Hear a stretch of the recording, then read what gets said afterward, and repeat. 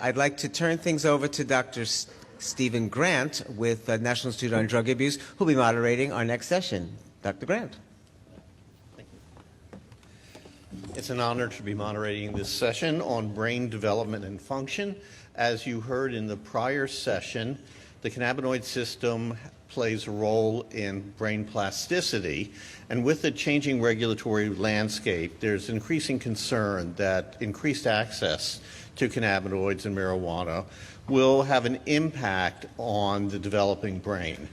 We know we are just starting to look at these questions, and we will have 3 speakers today who will address both the promises, the current state of the art, and the places where we need to expand.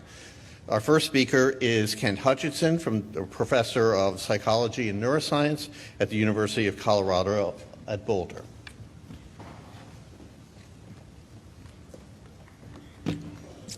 All right, thank you, Steve, and I want to thank both NIDA and the other institutes for having me here today. It's an honor to be here. And so my task today is to talk about marijuana and the brain. So I thought I'd start off with a little bit of history here in terms of how I got started with marijuana research. So back in 2006, 2007, we decided to do a study looking at the effects of marijuana on cognition and emotion in the lab.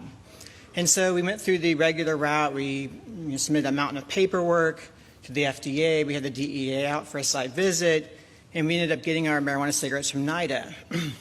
And in this study, we asked regular marijuana users to come to the lab and smoke a 1-gram marijuana cigarette in 5 minutes. Now, usually I pause there because when I say that, a lot of people give me this horrified look, like, you're really asking people to smoke 1 gram in 5 minutes. That's what my undergraduates say to me. And so what I tell them is, yes, but you have to remember, this is marijuana from the government. It has 3% THC, right? In Colorado, we're talking about marijuana with 18 to 21% THC. So in Colorado, a puff or 2 of marijuana is about the same as smoking a gram of marijuana in 5 minutes. So the problem with this research, of course, is that it lacks external validity. So it doesn't really reflect what happens in the real world. So we went to a lot of trouble to do this research, and in the end, it lacks external validity. So I thought, never again are we going to do this type of research. So, but then you fast forward to 2012, and Colorado legalizes marijuana. 2013, there are these images, these reports about families moving to Colorado so that their kids can receive cannabis oil for seizure disorders. And you take that and you couple it with the fact that there's research out there that suggests that marijuana harms the brain and interferes with cognition, maybe decreases IQ. And the bottom line is, it's hard to reconcile those images. And that's what motivated me to get back into the marijuana research. It was about how do we reconcile these images, what exactly is going on with marijuana in the brain. So what I wanted to do then in this presentation is I want to take a closer look at the effect of marijuana and alcohol on brain structure and talk a little bit about the effect of different strains of marijuana on cognition and inflammation. Now, as most of you or many of you know, there are 80 plus cannabinoids in marijuana. The 2 main cannabinoids, THC and CBD, can sometimes have opposing effects. And out there in the real world, in Colorado and other places, there are many different genetic strains, so different types of marijuana with different genetic backgrounds that in turn have different compositions of cannabinoids. And these different compositions can in turn have different effects. So I'll talk about that and then talk some about the obstacles to research and what we can do about them, and end up with a summary of what we know and what we don't know. So, marijuana in the brain. There's been a number of neuroimaging studies that suggest there are associations between marijuana use and changes in gray and white matter in the brain. So when I talk about gray matter, I'm talking about the neuron cell bodies. When I talk about white matter, I'm talking about the fiber bundles that connect different parts of the brain. Now, one problem with these previous studies is that most of them have small sample sizes. Another important issue for this research is that a lot of marijuana users also use alcohol. And so you have to factor in the effect of alcohol, which may be a confound in terms of the effect of marijuana on the brain. So these previous studies inspired us to conduct a study about a year ago. This was published in the Journal of Neuroscience. And basically what we did in the study is we compared 29 adult non-users to 29 adult daily users. So we're pulling from different ends of the spectrum, non-users and daily users. We did the same thing with adolescents. We pulled in 50 adolescent non-users and 50 daily users. And these groups were very carefully matched on alcohol use and other variables. When we did the analyses, what we found was that there were no differences between the brains of those who reported using every day and those reported not using at all. And so that was a little bit of a surprise to us. So we went back and looked more carefully at some of those previous studies. And so this is actually a figure from the paper, and you can look at this in more detail. I'll go over it very quickly here.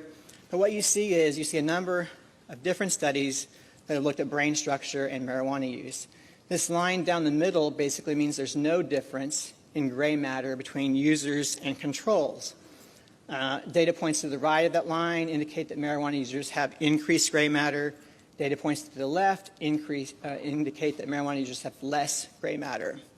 Now, obviously, if you just look at this, you can see that it's pretty scattered. They're scattered all over the map here in terms of effect sizes. When you average across studies for specific brain structures, this is the key point here, what you see is that most of these actually cluster around the 0 line. So basically, very little, if any, effect when you average over studies. So I told you that one of the issues here is that a lot of these studies have small sample sizes. So what we wanted to do is then do a larger analysis with a large sample size. And so here we have 1,336 individuals, all of them recruited in New Mexico, all of them scanned on the same scanner, 882 adults and 454 adolescents. The mean age here for the adults was 32, 61% were male. The mean audit score, and audit is sort of our gold standard measure of alcohol abuse. The mean audit score was 13.1. Mean marijuana use frequency was 4.3 days per month. There were 345 out of the 882 adults who currently use marijuana, and 190 who use more than 1 day a week. In the adolescents, the mean age was 16, 69% were male. The mean audit score was 6.4. Mean marijuana use frequency was 9.6 days per month. There were 275 current users, 198 of which were using at least 1 day a week. So now I'm going to show you the results of those analyses. So what we're looking at here is we're looking at the adults and we're looking at gray matter in the brain. Now on the left-hand side of the slide, we're looking at the effect of alcohol while controlling for age, sex, and marijuana use. On the right-hand side is the effects for marijuana. So when you look at the effect of alcohol, anywhere where you see blue, there's a statistically significant association between alcohol use and reductions in gray matter. So you can see a pretty pervasive effect along the cortex and in subcortical areas. When we do this analysis with marijuana, controlling for alcohol, age, and sex, what you see is no statistically significant associations between marijuana and gray matter. When we look at adults and white matter, we see a very similar picture. We see a pretty pervasive association between alcohol use and reductions in white matter integrity. When we look at marijuana use, we don't see any significant associations. When we look in the adolescents, we actually don't see anything significant either for adolescents or for, either for alcohol or marijuana. And when we look at white matter in adolescents, we see some positive associations with alcohol abuse, but no associations with marijuana. So this is pretty much consistent with what I told you before, and also consistent with a recent review of papers on neuroanatomy and cannabis use. This came out actually published online in Biological Psychiatry within the last few weeks. The authors are Dr. Lorenzetti and her colleagues. And so they reviewed 32 different studies that have looked at cannabis use and the brain. And again, most of them are characterized by small sample sizes. It's hard to see any consistent effect. And as a quick example here, I put up one part of their table summarizing the effect in different areas of the brain. This is the cerebellum. And what you see is that 3 out of the 32 studies reported an effect in the cerebellum. One reported that marijuana users have a 7% greater amount of gray matter in the cerebellum. One reported a 27% reduction. One reported a 20% increase. So obviously, it's only 3 numbers. If you add those up, you basically get 0%, right? And this is one of the problems right now with the literature, lots of small studies with different inconsistent effects. Okay, so one a nice contribution to this paper is that they do a nice job of highlighting some methodological issues. For example, we don't have the best measures when it comes to looking at marijuana exposure over time. They also highlight this issue of the confound of alcohol use, which obviously is supported in the analyses I just showed you. And they also talk about and highlight this issue that different cannabinoids, for example, THC and CBD, may have different effects in terms of the brain and cognition, which leads me to the second part of my talk. And it's basically about whether the strain of marijuana, whether the cannabinoids in marijuana matter. And so if you were to consult with Scooby and Shaggy, right, they might tell you that some strains of marijuana make people hungry, and that some strains make people sleepy, while other strains make people too anxious and paranoid to go to sleep, and finally some just make Scooby happy, right? But I try and lighten it up a little bit. So in terms of science, though, this raises this question, and it's actually been looked at in other studies before as well, about whether different strains with different levels of THC and CBD actually might cause different levels of harm. And so to take an exploratory look at this, we recruited 22 regular cannabis users who use THC-only strains, and we assigned half of them to switch to a high CBD, low THC strain for 3 days, and we verified that they switched by looking at their blood levels of THC and CBD. And then after the last time they used, after 3 days, we went to their homes and picked them up and transported them back to the lab, where we tested the effects of the strain on verbal recall and inflammation biomarkers in the blood. So these are the data for the verbal recall. On the y-axis here you see basically verbal recall errors. On the x-axis you see THC in the blood. And what you see here is that your typical linear dose response effect, the more THC in the blood, the more errors they make. However, when we look at the individuals who switched to the CBD strain, and here we're talking like 8% THC, 12% CBD, we see no such linear effect, right? When we look at inflammation, and you may be wondering why we're looking at inflammation, right now we think that one mechanism that mediates the negative effects of alcohol and drugs in the brain is neuroinflammation, so it makes sense to look at inflammation. So here on the y-axis we're looking at circulating cytokines, which are pro-inflammatory markers in the blood, which is basically here the average of TNF-alpha, IL-1 beta, and IL-6. And when we look at these before they ever switch the strains, the two groups are showing basically the same amount of circulating cytokines. When we look 20 minutes after the last time they used the two strains, we see that the CBD strain is showing less inflammation, fewer or less inflammatory biomarkers than the THC strain, and the same thing at 90 minutes. So in terms of some conclusions from this small study, what we see is a dose-dependent effect of THC on cognition, exactly what you'd expect based on the literature, but only in the absence of CBD. And we also see that we have greater levels of circulating cytokines after 3 days of high THC, although lower levels with a CBD strain. And we can't really say from these data whether THC increases inflammation or CBD decreases it or both. We need a much bigger study with appropriate controls to do that. One important caveat, I already told you, be skeptical, be, leery of small samples. This is a small sample, so you should take this with a grain of salt. Another important potential problem with the study is that people can only use marijuana in their homes. We had to then transport them back to the lab. And that variable lag time between the time they use the strain and the time they arrive at the lab basically means more noise in the blood level data.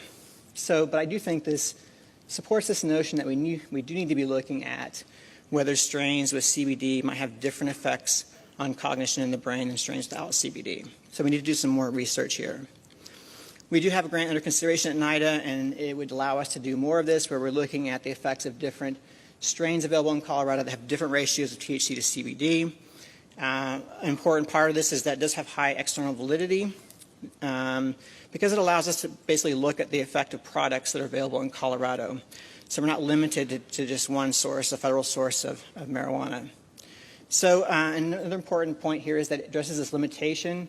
Instead of bringing people to the lab, we're actually going to bring the lab to the people, right? So we have a mobile pharmacology lab that we can take to the people. And I think this is really important if we want to understand the potential for harm for recreational users and how that may differ by strain.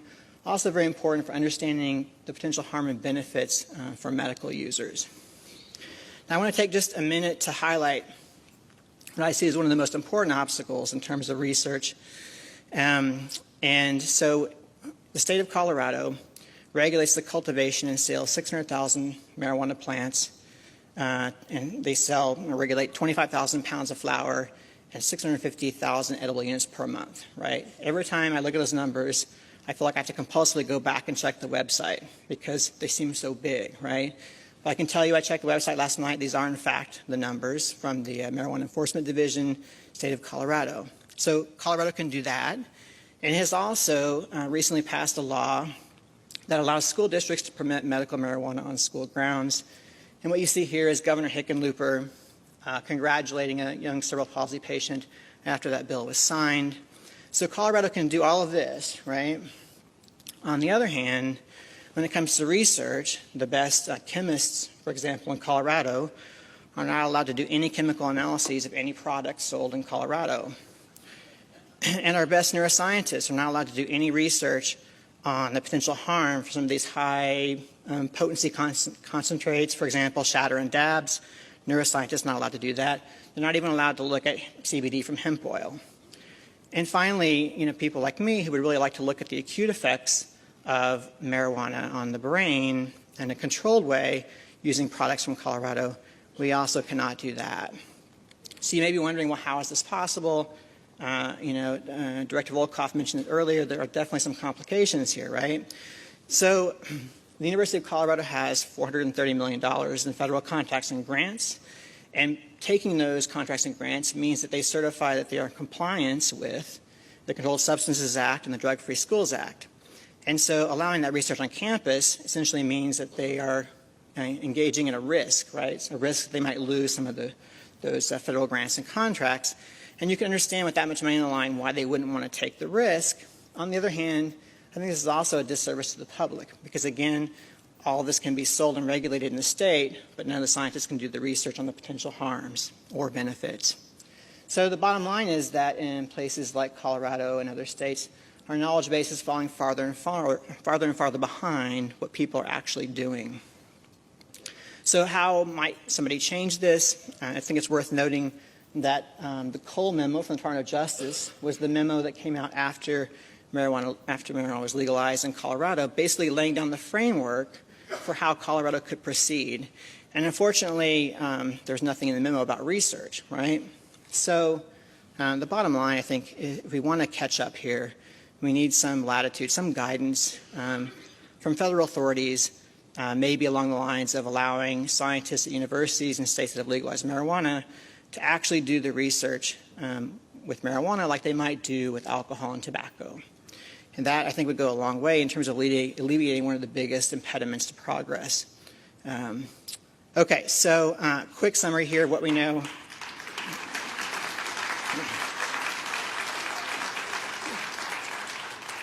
Thank you, I think. So quick summary of what we know here. I want to point out, and I know Dr. Tapert and Meier will talk a lot more about this, marijuana clearly has acute cognitive effects that last hours to days, which can have negative consequences, especially for young people. However, there's not much in the literature right now to indicate that marijuana causes widespread changes in brain structure. In fact, the data I showed you make it look pretty unlikely that it does, whereas alcohol, of course, shows a pretty pervasive effect. So what do we still need to know? We still need to know the extent to which we still need to know the extent to which effects, both positive and negative, may depend on the ratio of THC to CBD or other cannabinoids, whether high-potency marijuana alters brain structure or function. All the data I showed you to date was collected before legalization, before there were products out there like shatter and dabs. We have no idea what that does to the brain. And finally, we really need some guidance from federal authorities, maybe in the form of a Cole memo to universities that removes the barriers to research. So I would like to acknowledge funding from NIAAA and NIDA, and also point out that Angela Bryan and Sarah Felsen Ewing were the PIs in the adolescent studies. And also, my graduate students, Rachel Thayer and Sophie York-Williams, are here. They have a poster during lunch hour, which will give you a lot more details about our work on marijuana and brain structure in case you have any questions. So I will leave off there. Thank you very much.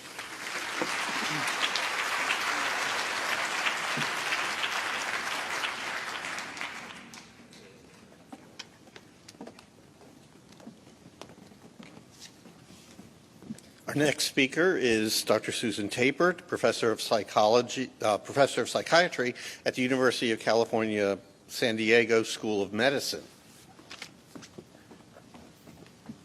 Hello, and thank you so much, NIDA, for organizing this really interesting symposium, and Steve for coalescing this group here. I'm going to tell you about some research we've been doing in San Diego focused on brain development and function, adolescent marijuana use, the influence on learning, memory, and brain changes. I'll talk about how common marijuana use is in youth today, how the adolescent brain develops, what we know about adolescent marijuana use, how it affects learning and memory, if these effects abate with abstinence, and what we still need to know. 45% of U.S. high school seniors have tried marijuana, 21% have used in the past month, and 6% use daily. In recent years, as I think all of you are aware, there's a much wider range of products available for people to use. For adults who are using some of these very high potent products, they probably learn to titrate the amount, but with naive users and with young users, this may likely not occur, so people may be getting to very high levels at this early age. So at this point in life, when young people are experimenting with new behaviors, trying drugs, there's a lot happening in the brain, and I just want to bring your attention to a couple of neurodevelopmental processes that are continuing through the adolescent years and even into the 20s. Myelination of white matter, wherein the axons that connect brain cells are coated with a myelin substance, and this is continuing to happen throughout the adolescent years and into the 20s, resulting in an increase in the brain's white matter volume. Also through the adolescent years is synaptic pruning, which is the elimination of unnecessary synapses, most likely, and this results in a thinner cortex and less gray matter throughout late childhood and through the adolescent years. So it remains unclear how marijuana use and other substance use might affect these important neurodevelopmental processes. So how do we know that adolescent marijuana use might affect learning and memory? We have been conducting studies in UC San Diego for the past about 15 years now, focused on adolescent marijuana use, and our general design has been to recruit adolescent marijuana users and demographically similar non-users from local high schools in the San Diego area. So it's a community sample. We screen the youth and their parents. We need to get their parental permission, of course, for a young person to participate in these studies. And we go through detailed diagnostic interviews so that in these earlier studies, we wanted to really isolate the effects of the adolescents' cannabis use versus non-use. So we excluded youth in these studies who met diagnostic criteria for other mental health disorders, learning disorders, had any kind of evidence of prenatal substance exposure. Many people ask, how do you handle recruiting adolescents to be in a study like this if their parents have to provide permission? Well, we tell the parents and the youth from the very beginning, parent, we're not going to let you know what your child tells us about their substance use. We won't let you know if they're in the control group or the user group, and the parent needs to be okay with that for the youth to participate. And the youth needs to understand that, or else we're not going to get very good self-report data. In these studies, we had the young people go through 28 days of monitored abstinence. So this means we collected urine samples frequently on the young people over a 4-week period, and then we did neuropsychological testing and brain scanning. The youth were 16 to 19 years of age. They're all right-handed. We tried to put an upper limit on alcohol, tobacco, and other drug use, which is very challenging because almost uniformly, young people who use marijuana regularly are using other substances as well. The marijuana users in this study had over 200 lifetime marijuana use episodes. The controls had less than 5 marijuana use episodes. Groups were well matched on demographic characteristics and mood ratings and anxiety ratings, but they differed on their substance use characteristics. The marijuana use days was, on average, over 400 lifetime episodes. They were typically every other day users, so about 3 to 4 times per week. They had used alcohol over 100 times on average, so we needed to control for that statistically in our analyses. They had used a total of 6.5 on average other drugs total in their life, including misuse of prescription medications, and about 4 cigarettes or tobacco units per month. The design of this study was we brought them in at a baseline time point when they were about age 17, 18 on average. We assessed their substance use history, mental health. We did a detailed neuropsychological test battery and did magnetic resonance imaging of their brain. A year and a half later, we repeated the assessment, and 3 years after the baseline, we repeated this again. Here's one of the first studies that came from this research project, and the analyses were led by Krista Lisdahl Medina, who's a postdoc in the lab at that time.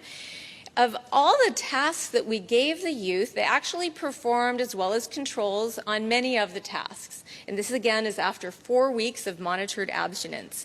But there were some areas where we saw differences, and this was primarily in learning new material, verbal material, retaining that material over time, and then a variety of errors on other kinds of tasks, kind of like careless errors, essentially. And again, this is after 28 days of monitored abstinence.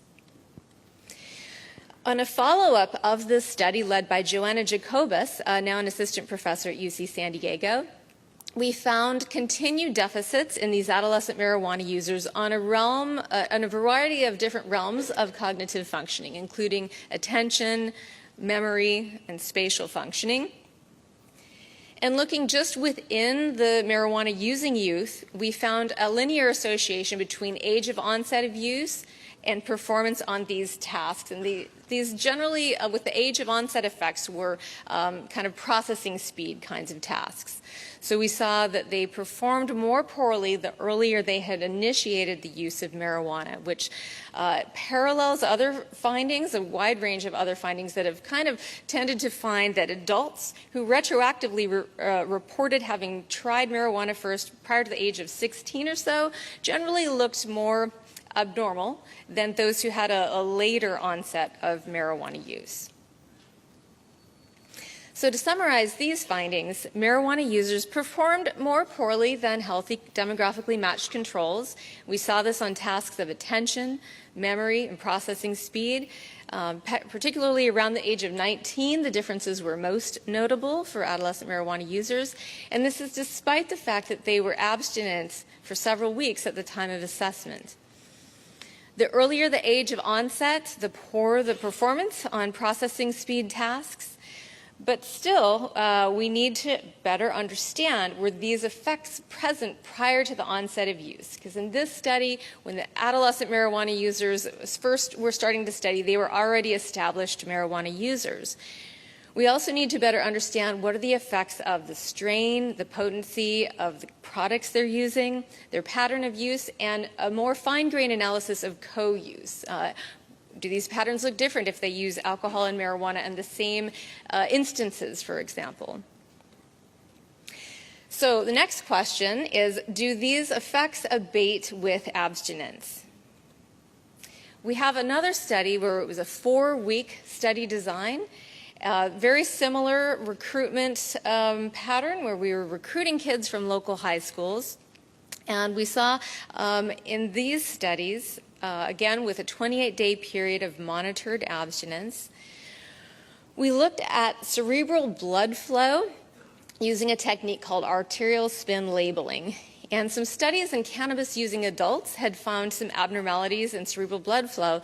So we looked at this in adolescent marijuana users, and at this baseline time point, when the users had about 3 days of abstinence, they had significantly slower brain blood flow.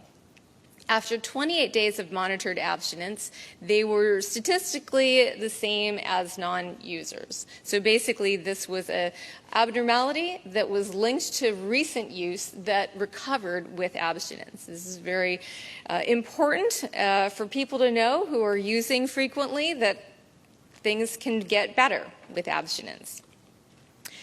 To parallel this, we looked at cognitive performance over the weeks of abstinence to look at the patterns of recovery of some of the realms of cognitive functioning that have previously been seen to be deficient in young cannabis users. So in the case of verbal memory, this is a list task. So this is kind of your ability to learn a list of words and recite it back accurately. After just 3 days of abstinence, adolescent marijuana users were significantly deficient in how much verbal material they got in. But after 2 weeks of abstinence, they were at the performance level of demographically matched controls. In the case of working memory, which is manipulating information held in your mind, kind of like doing math in your mind or memorizing a string of numbers and letters and being able to say that back very quickly, this took a little bit longer to recover. So after 3 weeks of abstinence is when we saw the adolescent marijuana users performing at the level of demographically matched controls here.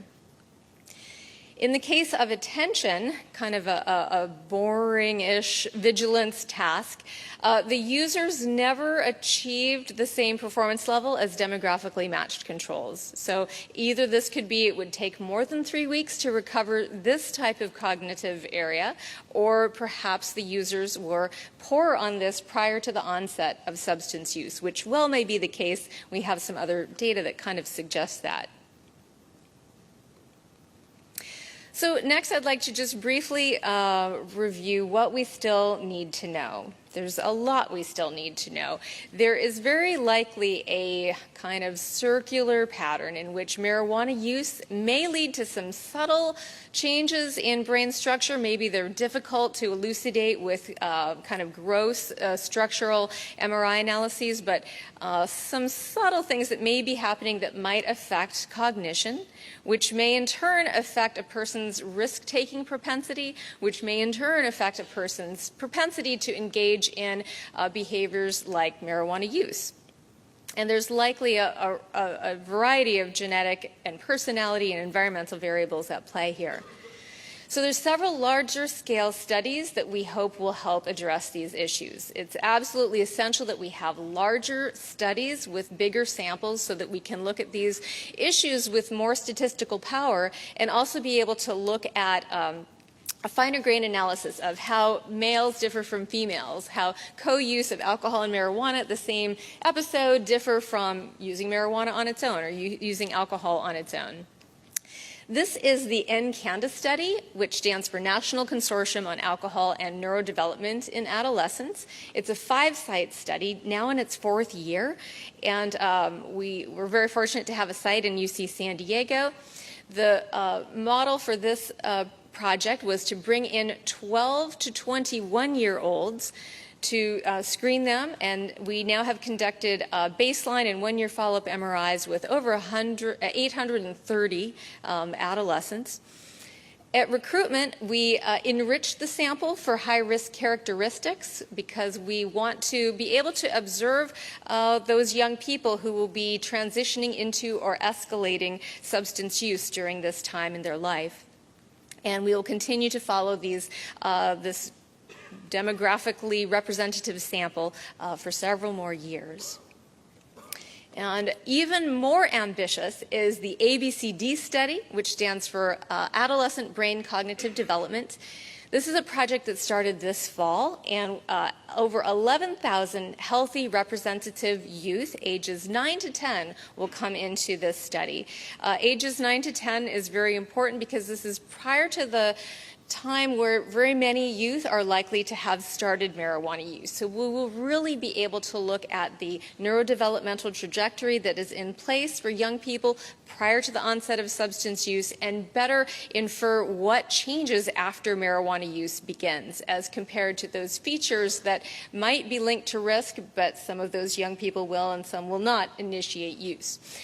These folks will be followed for 10 years, and it's a landmark study in brain development and child health supported by the National Institutes of Health. We'll be able to look at a wide range of other health behaviors in addition to cannabis use, such as the role of exercise and sleep, and alcohol and tobacco use, and typical adolescent brain development. It's very exciting.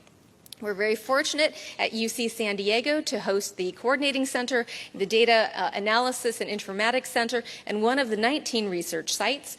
We have research sites across the country which will help us to bring in a demographically representative sample of young people so that we can generalize the findings to the whole nation.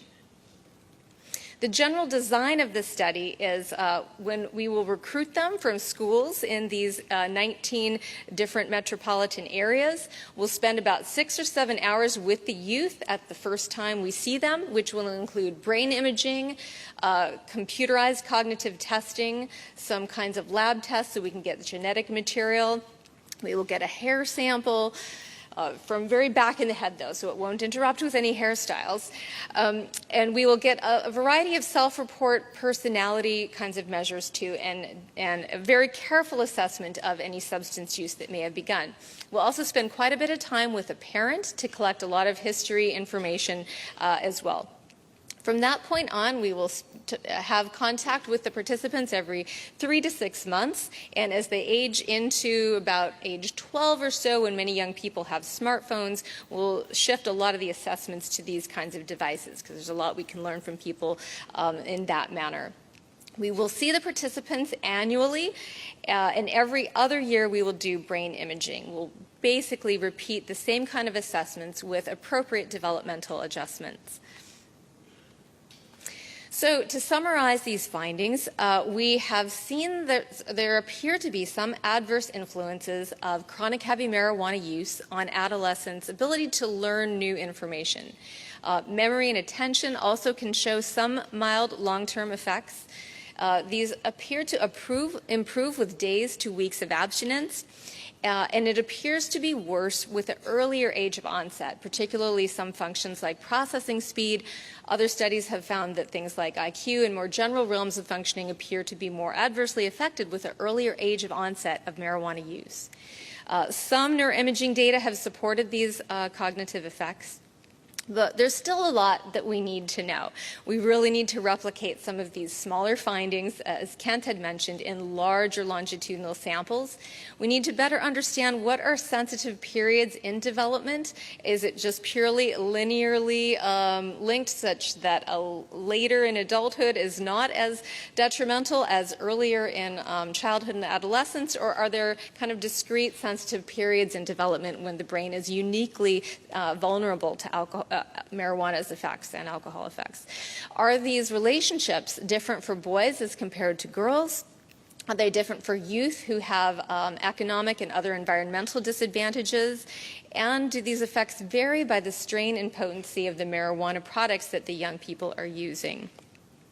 Very important questions. I would like to thank NIDA and NIAAA for making this research possible, and thank Krista Lisdahl Medina and Joanna Jacobus, who led a lot of the studies that I reported on here, and to thank our lab back in UC San Diego for making a lot of this work happen. Thank you for your time.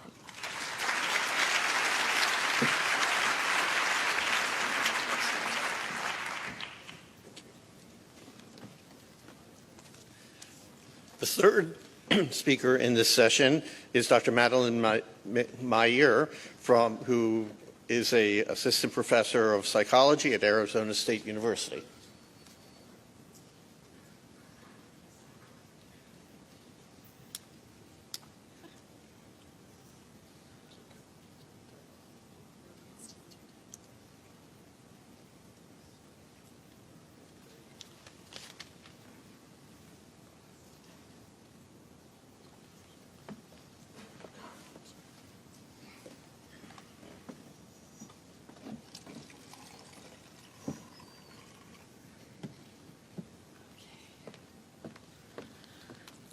Thank you for inviting me here to speak today. Today I'm going to talk to you about cannabis use and cognitive impairment. So what do we know? We know that cannabis use is associated with cognitive impairment, particularly impairment of verbal and learning and memory. And this impairment persists beyond the period of acute intoxication.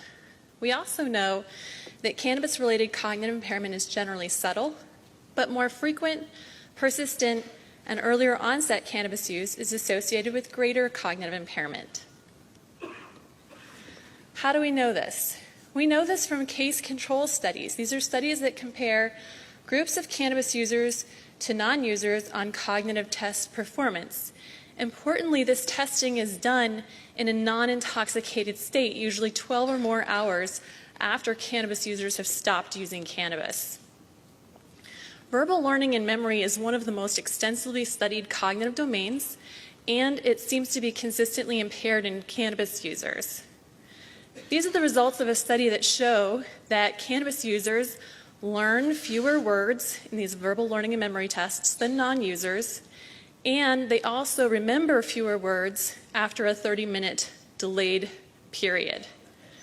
So these results are fairly consistent with a number of other similar studies. But there are a number of methodological limitations of case control studies. Remember that these case control studies are comparing groups of cannabis users to non-users, and it's not clear if these groups differed in terms of cognitive ability before they started using cannabis. It's also true that among these studies, we're asking cannabis users to retrospectively report on their cannabis use.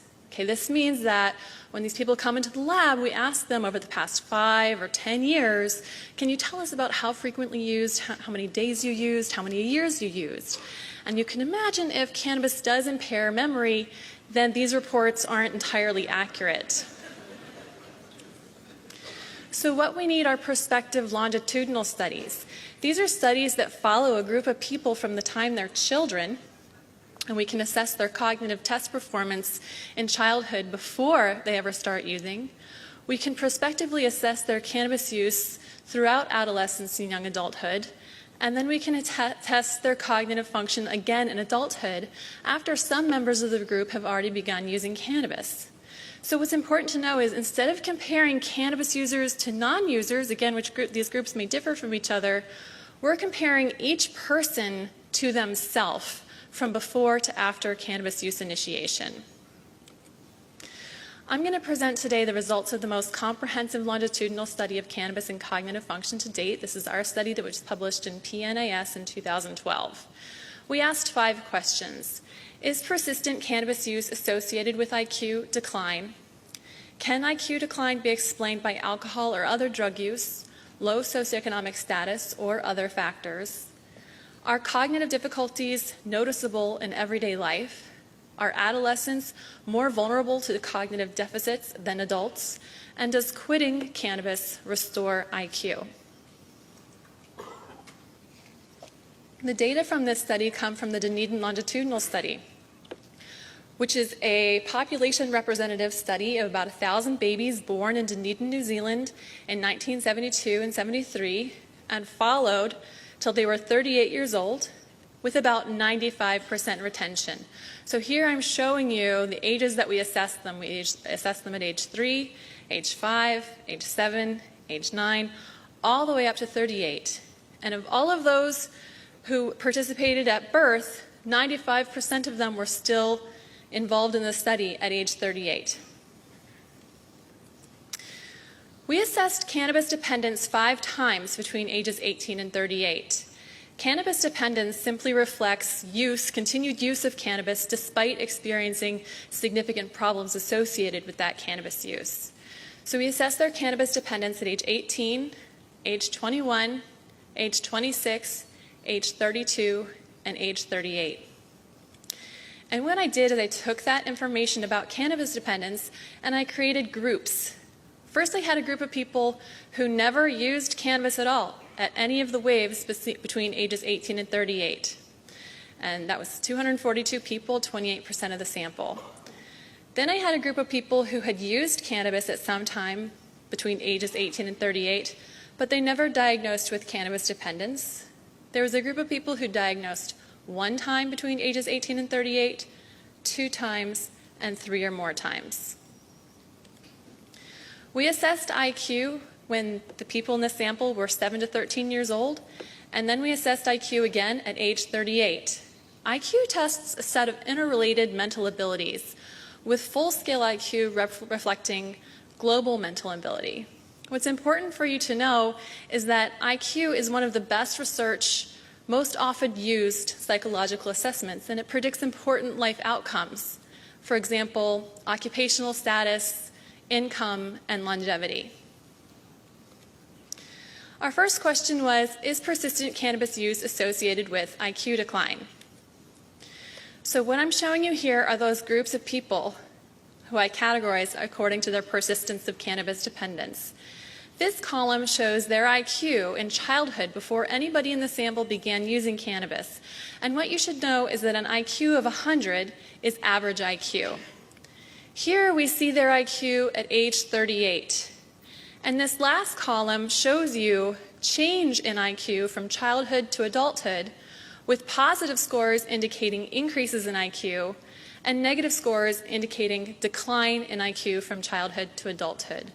So what you see is that those who never used cannabis between ages 18 and 38, they had about less than a 1-point increase in IQ from childhood to adulthood.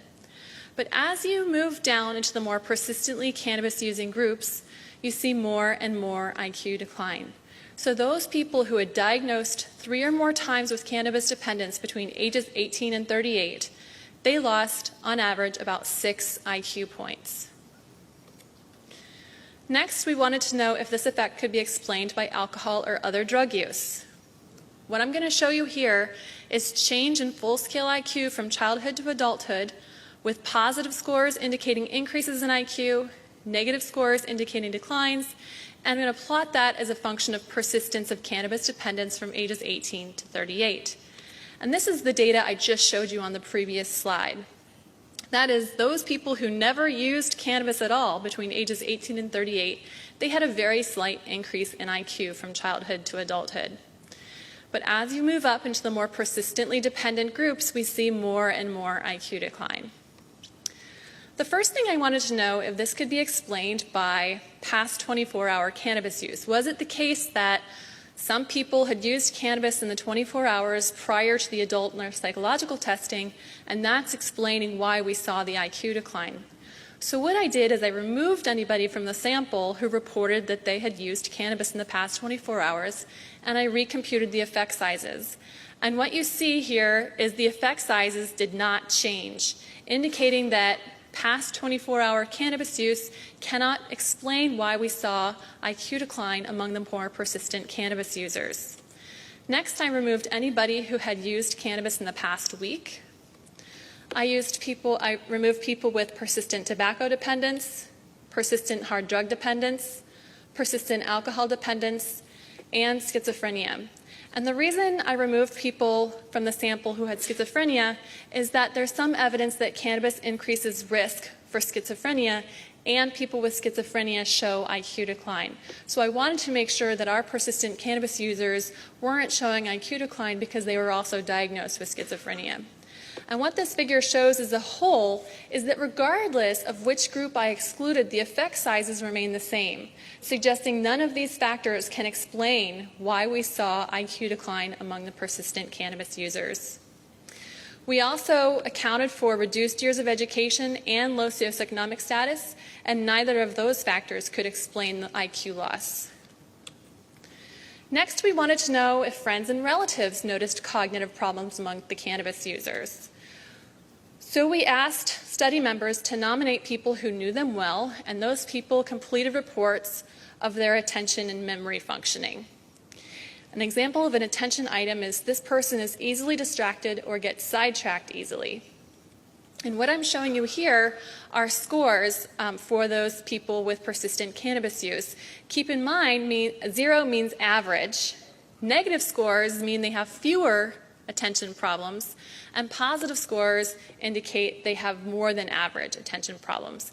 And what you see is the persistent cannabis users were reported by people who know them well to have more attention problems. And this is a pretty large effect here. This is a 1 standard deviation above the mean effect. We also asked about memory problems. This includes items like this person forgets to do errands, return calls, and pay bills.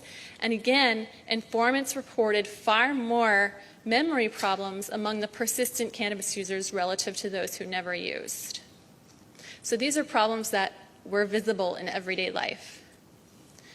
Next, we wanted to know if adolescents were more vulnerable to the effects than adults. So what I'm going to show you here is change in IQ from childhood to adulthood, with 0 indicating no change, positive scores indicating increases in IQ, and negative scores indicating decline. And I'm going to plot that as a function of persistence of cannabis dependence. And first, I'm going to show you the results for the adolescent onset cannabis users. These are people who diagnosed with cannabis dependence for the first time before age 18. And what you see is, as the adolescents used more persistently, they showed more and more IQ decline. So that these people who began using in adolescence and diagnosed 3 or more times between ages 18 and 38, they lost 8 IQ points. Now I'm going to show you the results for the adult onset cannabis users. These are people who began using cannabis sometime after age 18. And what you see is the adult onset cannabis users did not show IQ decline as a function of persistence. In fact, they showed almost no decline at all, suggesting that adolescents are particularly vulnerable to the effects of cannabis on cognitive function. Next, we asked does quitting restore functioning? So what I'm going to show you here is adult IQ in the solid bars and childhood IQ in the striped bars for those who are still using at age 38 versus those who had quit by age 38. And these are for those adolescent onset users. These are people who began using cannabis before age 18. And what you see is that for those adolescent onset users who are still using at age 38, their adult IQ was lower than their childhood IQ. But we saw something similar for those adolescent onset users who had quit or reduced their use by age 38. Their adult IQ was still not back to where their childhood IQ was to begin with. Now I'm going to show you the results for the adult onset users. Again, the solid bars indicate adult IQ, the striped bars indicate childhood IQ. I'm going to present those results for those who are still using at age 38, the time of the adult IQ testing, and IQ for those who had quit by age 38. And what you see is that those adults who are still using, their adult IQ wasn't quite as high as their childhood IQ, but this was not statistically significantly different. Whereas adults who had quit, their adult IQ was the same as their childhood IQ, suggesting that for adolescent onset persistent cannabis users, quitting may not fully restore IQ. So to summarize, do persistent cannabis users show IQ decline? Yes, but this effect is limited to adolescent onset cannabis users. Can this effect be explained by alcohol, other drug use, reduced years of education, or low socioeconomic status among persistent cannabis users? No. And does quitting restore function? Not for adolescent onset persistent cannabis users. People often ask, should we be concerned about an 8-point IQ loss among those adolescent onset persistent cannabis users? Take someone who has an average IQ at 100. They're in the 50th percentile. They're doing better than 50% of their peers in terms of IQ. If they had an 8-point IQ drop, that drops them from the 50th percentile down to the 29th percentile, where now they're doing better than just 29% of their peers. So what should we do? We should delay the onset of cannabis use past adolescence. What do we still need to know? We need to know what's the mechanism underlying the association between persistent cannabis use and IQ decline. I think it's important to combine this sort of longitudinal before-after design with neuroimaging to determine if brain imaging changes correlate with the IQ changes. We also need to know what are the parameters of cannabis use sufficient to produce cognitive impairment. How frequently do people need to use? For how many years? And what's the age of onset that maybe conveys the highest risk? We know 2 recent studies came out, longitudinal studies, showing that low-level cannabis use in adolescents is not associated with IQ decline. This suggests that it's the long-term use over many years, that may be the riskiest.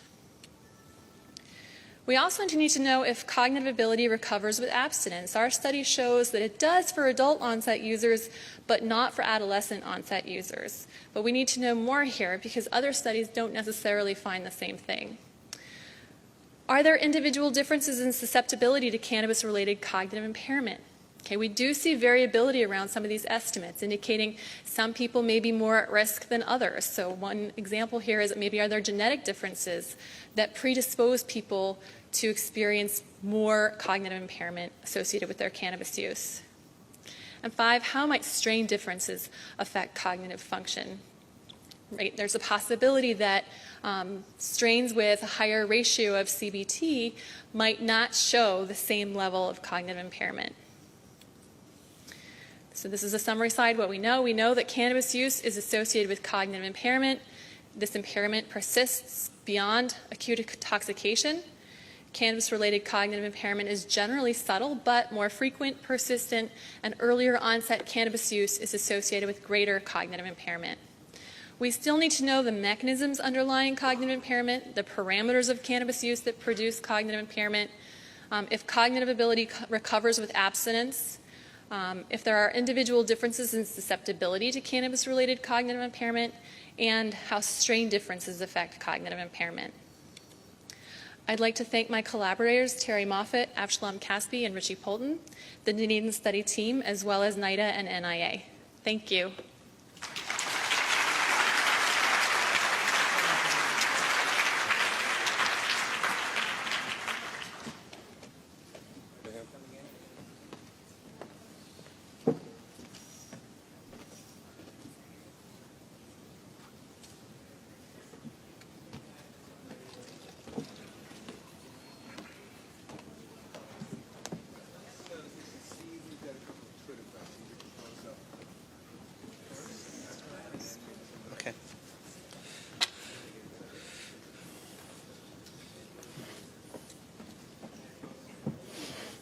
Okay, we have a couple of questions that have started to come in. Dr. Tapert, first question's for you. During abstinence of your testing, were the subjects also tested for abstinence from alcohol as well as THC?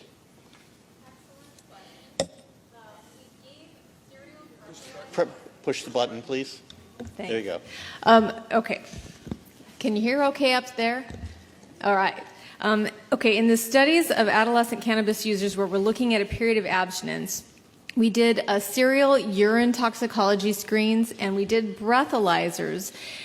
We staged the tox screens on days of the week that were most likely to capture recent use, so capturing weekend activity, for example, but it is possible that some alcohol use could have occurred in that month that would have not been picked up by the urine samples or the breathalyzer.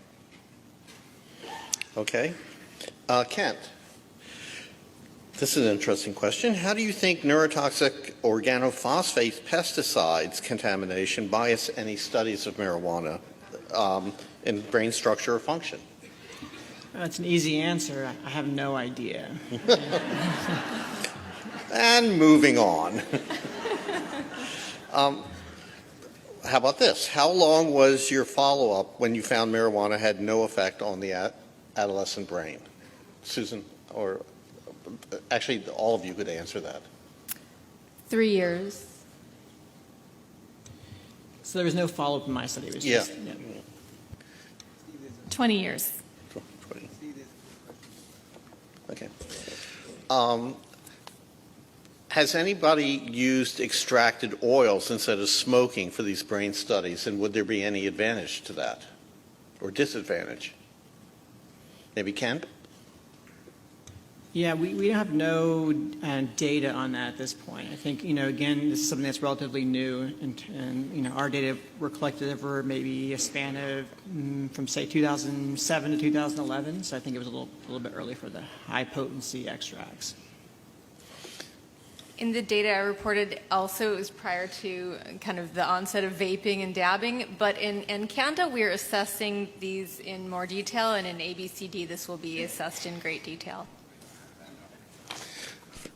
Do we have any, go ahead. Oh.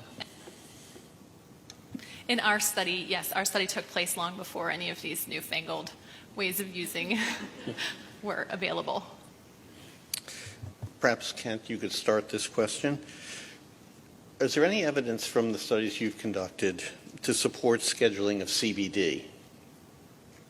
I'm sorry, to support? For cannabidiol. To right. support the scheduling of cannabidiol. No.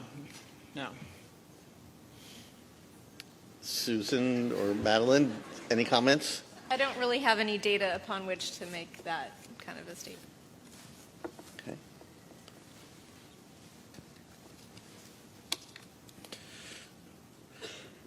What, this is for Dr. Meier, what specific component of full-scale IQ is most impacted?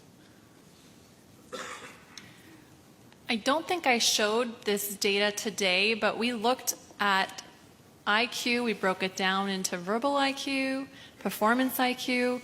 We also looked at more specific cognitive functions, executive function, attention, processing speed, and across all domains, we saw very similar effects. All of them were impaired. Yes. So a related question is, how does the magnitude of the IQ drops that you observed generally compare to those seen in alcohol or tobacco disorders? That's a great question, and we're working on that right now using the same data. It's hard to say without more data because, again, a study of this magnitude that's followed people this long just hasn't been done. But we do see, especially among older people who've had long-term use, we see IQ drop or cognitive impairment for the alcohol users. This is for Dr. Hutchison. With regard to your cannabis effects that you observed across the different strains, is it likely that terpenes play a significant role as cannabinoids? So I really don't have any data on that. And I think, to look at that question, we'll need some way to actually assess level of terpenes in the blood, and we just don't have that at this point in time. And Dr. Tapert, earlier age of onset, poor performance in the adolescents, and I suppose this could be for all the panelists. How do you control for parental neglect issues, possible nutritional deficiencies, and other types of environmental impacts? Great question. There's a multitude of factors that could account for somebody's poor performance on a task. I can just speak to the study that we did. We had a large number of exclusionary criteria for both the marijuana users and the controls in this study. So we excluded youth who had any mental health diagnosis per the youth or parent report, any kind of malnutrition or medical issues. It was a pretty high SES sample, and we did still see this relationship. Yeah, so in our work, we don't have the detailed level of data that we would need to look at those factors, and I think it's just one of those things that you have to look at in future studies. So that the kinds of things that Susan's doing now, I think, will shed some light on those other variables. And in our study, we did control for socioeconomic status. We looked just within a group of people from middle-class families, and even in that group, we saw IQ decline among the more persistent cannabis users.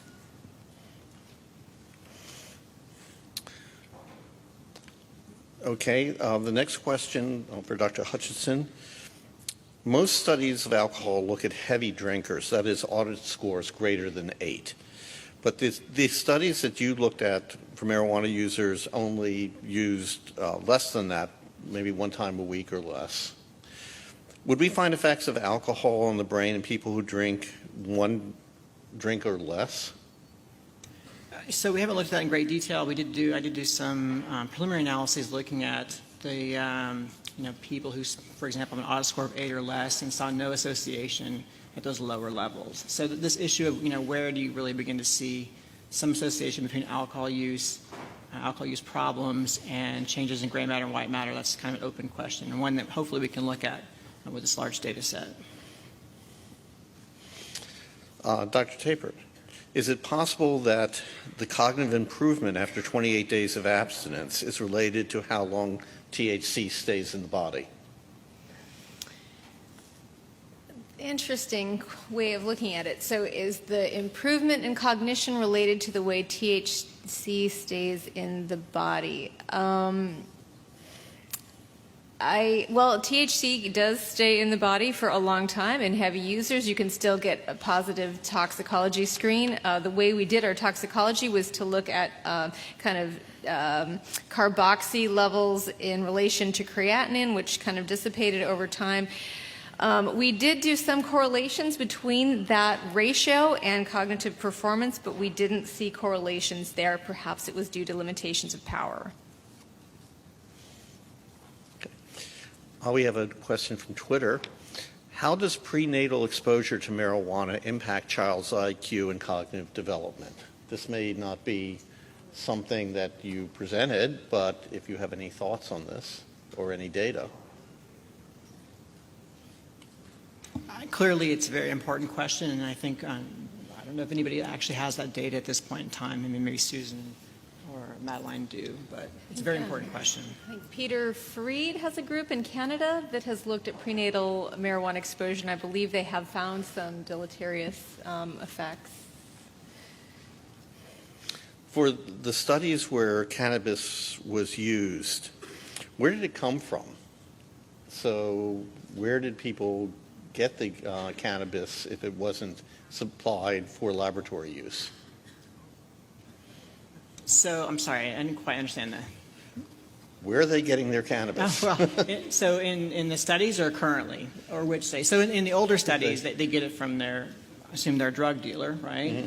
Mm-hmm. In the new, obviously in our new data, they get it from dispensaries in Colorado. Yeah. And Susan and Madeline? In San Diego, previously, I mean, it was pretty much the adolescents getting it from dealers, friends, older brothers, but now we have some studies where people are over 18 and they are getting them through dispensaries and having a medical marijuana card. And our study took place in New Zealand, and cannabis is illegal there, very similar to most of the United States, and so they were getting it from, in illegal ways from dealers. When you added up the effect sizes, Kent, in your study, did you ensure gender and ages were similar across studies? And so if showing opposite effects, it may not be appropriate to combine given different compositions of the sample. Yeah, we did not do that sort of a detailed analysis. And again, it was just to get a rough idea of how things aggregate across studies. So I think that's actually something that needs to be done. So even the review that I talked about that was published a few weeks ago, I think somebody could go back in and do a meta-analysis with a much more careful kind of meta-analysis looking at these effect sizes. Again, we did a first pass, and we don't see much in the way of a consistent effect across studies. So across the studies, all the studies, there were deficits in learning, recall, and memory. Do you have any idea, apart from the ones where you measured the composition of the strains, that people were using THC dominant or CBD dominant strains? And do you have any sense of what might be the types of strains that are available to the populations you looked at? One would assume it's mostly THC dominant. As one of the earlier speakers mentioned, people have been breeding marijuana for a long time now for higher levels of THC. It's only been more recently that people have been interested in CBD. So I think one would assume that much of it's high THC or higher THC and no CBD. But this is a place where clearly we need more research, right? We can look at this going forward by collecting blood levels or other biological samples to actually look in the blood to see what exactly is there in terms of THC and CBD, and actually, or collecting information about what people are using, because in a place like Colorado now, in theory, you could get more information from your subjects about exactly what they're using. In the past, of course, they had they themselves probably had no idea about what exactly they were using. To follow up on that question, do you have any sense whether people are using high CBD strains recreationally, not for medical use, but recreationally? My sense, particularly in younger people, is pretty much no. I mean, my sense is they're going for the more sativa type strong stuff if they can. Yeah, and I don't know either. I would assume that's the case, right? That people would not seek out the higher CBD strains as a recreational strain. Is there any way to track that in Colorado? That's a good question, actually. And actually there probably is, right? So certainly with adolescents or people under the age of 21 who have medical cards, right? There's information about those people, and in theory, one potentially could ask them questions about what. But again, that's medical, right? So it's tough to know. In theory, there should be a way to do it. It would be interesting to follow that up. This is for Dr. Meier. There seems to be a difference in childhood IQ between those who quit or didn't quit before the age of 38. Is that correct? And if so, what are the implications? That's correct. In our data, it looked like the people who had higher childhood IQ and used cannabis, they were more likely to quit than the people who had lower childhood IQ and didn't quit. So could you draw out what might be the implications of that difference? I mean, I think that the implications are what they are, right? That, that doesn't really affect our analyses in any way, again, because we were comparing each person to themselves. So it's, it's not, a confound or something that we need to account for or anything. It's just maybe the case like we see with tobacco smoking that people with higher IQ tend to quit. I see. Follow up for you. How did you account for the increase in potency in marijuana from 1970 to now? And actually, was there a big increase in potency in the New Zealand sample? Right. So we don't. So I know in the U.S. there's been an increase in potency. Right. There's a paper that came out recently saying from maybe the early 2000s it went from 4% to now 12%. But again, you have to recall that our data was being collected long before that. This was in the 80s. So the potency was probably around 4% during that time. And it does concern us that the potency has increased since then. And so one potential is the effects could be a lot greater nowadays with the increase from 4% THC now to 12%. So the follow-up on the question on baseline IQ differences, are there any other factors that would allow you to isolate a subset of those with adolescent onset cannabis use disorder who develop IQ decline? Are there any other factors Yes. that would allow us to subgroup people? Yes. I mean, I've received hundreds of emails over the past 2 years about potential other factors we could look at, and I have looked at all of them. So yes, there are. We haven't seen anything that could explain our findings. We've looked at everything you can think of: ADHD, childhood conduct disorder, traumatic brain injury. Luckily, it's a deep data set that we were able to look at all of those things. But one of the issues here is that these adolescent onset persistent cannabis users were a relatively small group, so we're going to need larger samples in order to really answer that question. Okay. Dr. Hutchison, you saw increases in THC-induced plasma cytokines. Did they stay elevated after abstinence, or is this a fairly temporary effect? That's a good question. So basically, we looked, the first time point I showed you before they switched strains, they actually had been abstinent for some period of time before that. And then the second time point was like 20 minutes after their last use, and the third time point was 90 minutes after their last use. So we really don't have any data on how long that persists, whether it's just from acute use or whether it persists over time.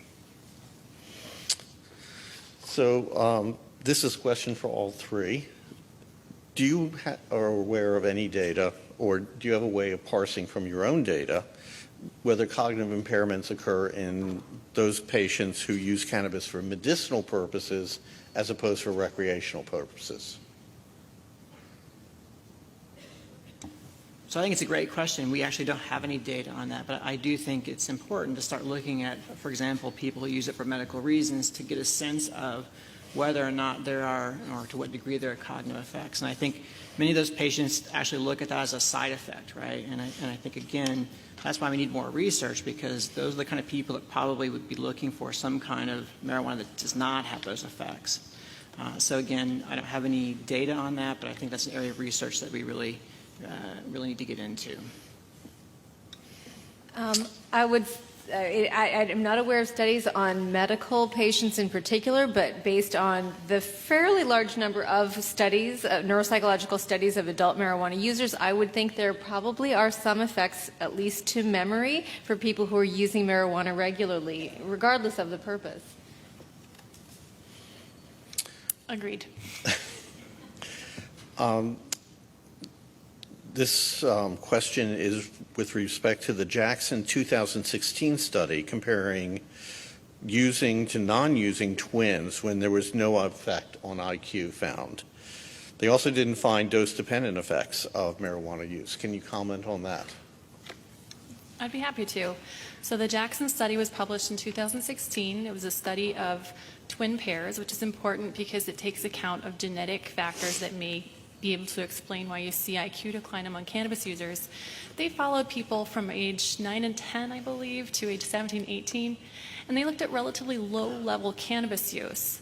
Okay, so these are people who half the sample had used 30 or more times. Very few of them had used on a daily basis. So what they found is, in fact, there was decline in verbal IQ, but not after accounting for other drug use, which is fairly standard, because what happens is you see adolescents, it's hard to find adolescents who use cannabis heavily and don't use other substances. So controlling for other substance use it's hard to disentangle those effects. I think maybe the question was getting at how do those gel with our findings. I think they're very similar. We found that adolescents who used and quit didn't really show IQ decline. It was only those long-term, very persistent users, people who had used for many years, that showed IQ decline. Okay, and the final question, I know we're running out, which is this Twitter question. Given the evidence that early cannabis use impacts cognition, what research-based tools do we have for, I imagine that's delaying use? Oh, that's tough. There is a big need for prevention. I would say supply side, demand side, education in schools, and just something that I find as a concern is the way that marijuana has come into play as being kind of perceived as a medicinal compound has influenced young people's perceptions of the risk of cannabis use, and I think that really needs to be changed. Yeah, I think that's a very difficult question to answer, because when I talk to adolescents about this, they just don't believe me. They just don't. And so maybe taking from the tobacco literature, that seems to have been successful in reaching adolescents and figuring out how we can get the message to them that this is maybe not a good idea. Okay, going back to the issue of strain differences, what about route of administration? Is there any data suggesting that smoking the compound versus eating in candy or brownies or the variety of edibles that are now showing up has an effect on the intensity or duration of cognitive impairments? I actually don't know of any studies that have looked at cognitive impairments and different routes of administration in terms of edibles versus smoking flowers. So again, another area of research that we really need to engage in, because as I point out in my slide, in Colorado, basically 650,000 edible units are sold per month, right? So it's a lot of, there's a change there in terms of, I guess, the way people are using it, and we don't know a lot about what that means in terms of the cognitive effects. Okay. Do we have another Twitter? We have some more cards.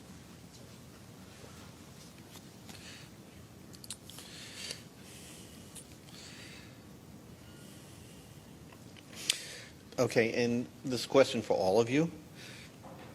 In your studies, did you find the percentage of adolescents users came from parents who had similar use histories?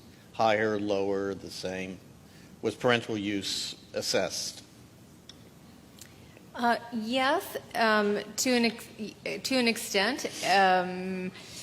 There was a correspondence, so youth certainly who had a positive family history of a substance use disorder were more, likely to use themselves. But it is not a perfect correspondence. We had a number of kids who used who had no family history of such. And I agree. We found the same thing, that study members in our sample who were using cannabis persistently had a family history of substance dependence. But again, it wasn't perfect correspondence. Do you have any idea whether the adolescents knew their parents had used? That's a good question. We did not ask that.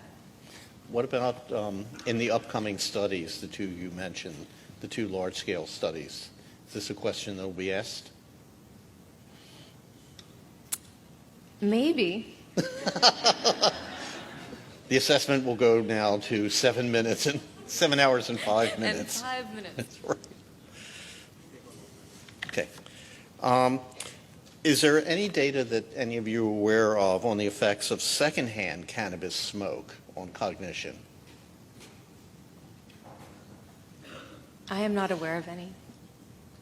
Yeah, I don't know that either.